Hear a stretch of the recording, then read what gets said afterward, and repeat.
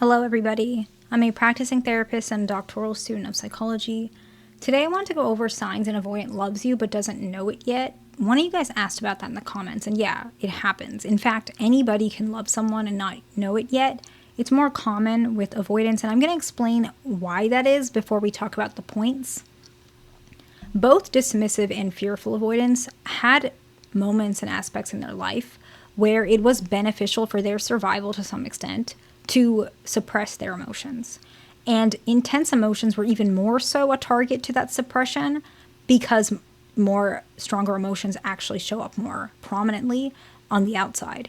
And they didn't want that because for whatever reason it was targeted by either ridicule, discomfort, or they were told that they need to put that emotion away directly. And so what happens is love is an emotion as well as an action. There's components of both to it typically for long-term and deep love.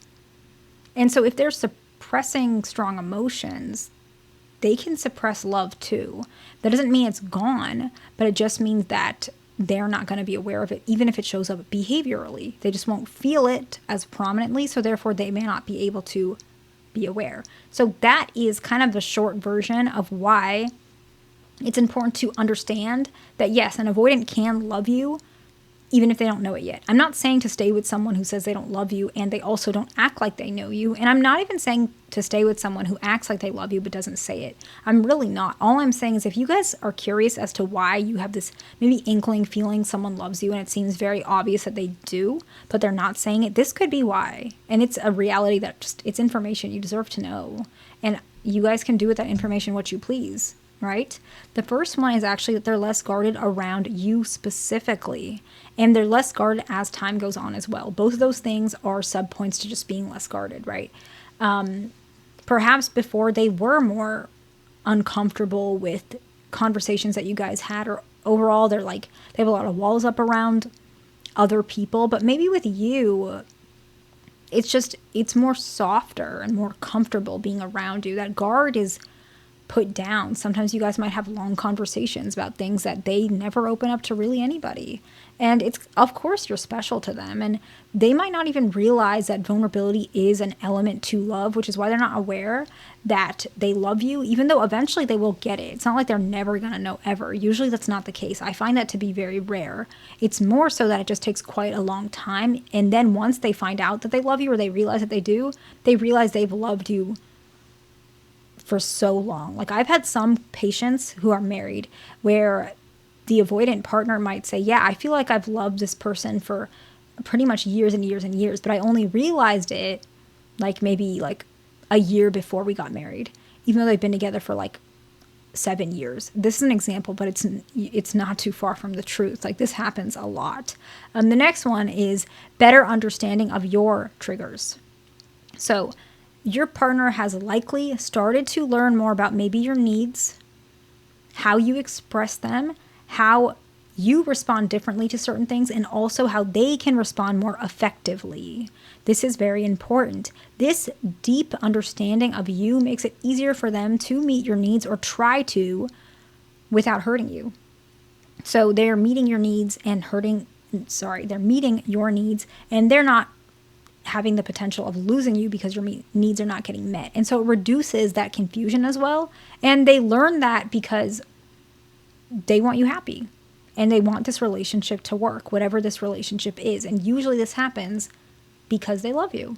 The next one is conflict and repair skills have improved. They might feel less threatened by conflict. That one's a big one because a lot of avoidants, they just won't tolerate conflict. And the fact that they are willing to manage that conflict for whatever reason, that reason is not just love but also commitment. You're going to see that they're less threatened by conflict. They understand disagreements don't mean disconnection. A lot of avoidants think that disagreements is a sign the relationship's not going to work. Once they start opening up and loving you, that is not really the case. Disagreements are part of love, and they're starting to integrate the two as an understanding of the relationship that you guys have. They're more willing to meet your needs and work with you about them, not against you. So for example, let's just say we have a dismissive avoidant male and fearful avoidant female. Maybe the dismissive avoidant is always detached. He's always busy. I don't know, maybe he's always playing Xbox or something. I don't know, something, whatever it is. And you're always saying you like the Xbox better than me. Very extreme example, but let's just say that's what it is, okay? He likes the Xbox better. That's what you think. Instead of them saying, you know, that's like crazy, you're so weird, why would I ever like an object better than a person? Like, what's wrong with you? Why do you think that way? They start thinking, wait a second, why does my girlfriend, partner, whoever that is, think that I care about an object more than my partner? Is it because I'm doing something? They might ask you, they might be more willing to meet you with your needs and say, I think that, you know, maybe I probably play that game a little bit too much. Is there something that we can do together instead of me playing the Xbox? You'll start seeing those things a little bit more often.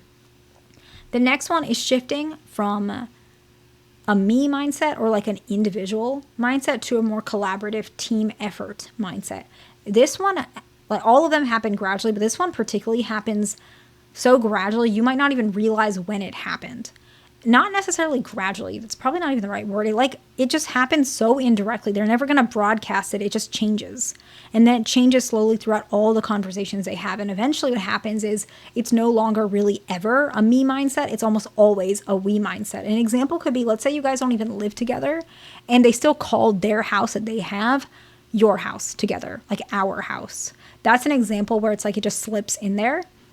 Long-term relationships tend to shift from this, what am I getting, to what are we doing together? That's really common. And long-term relationships, usually the two people love each other. And it's usually a developmental shift where both the individuals and the relationship itself are different aspects. So it's three people, right? When I say, because I also work with couples as a therapist, right? For a lot of my couples, I say there's one person, there's another person, but I'm working for the couple, right? There's three elements to this particular marriage. Sally, Bill, these are just examples, right? Sally, Bill, and their marriage. I'm trying to help the marriage. I'm not trying to help Sally with her issues with her mom, or Bill with his, you know, discomfort with his work ethics or whatever is going on, right? I'm talking about Bill and Sally's marriage. And that you can start seeing with avoidance. When they start falling in love, it's a together mindset, and they can start seeing that element. And you might see this individual, just some examples of how it looks like. They may become more patient. They might be less reactive. They might embrace a deeper sense of commitment, such as viewing your happiness as something that affects them as well. They might let go of some of those ego or maladaptive defenses, or those rigid hyper independence that, you know, they first favored, but now they favor partnership. You might start seeing that.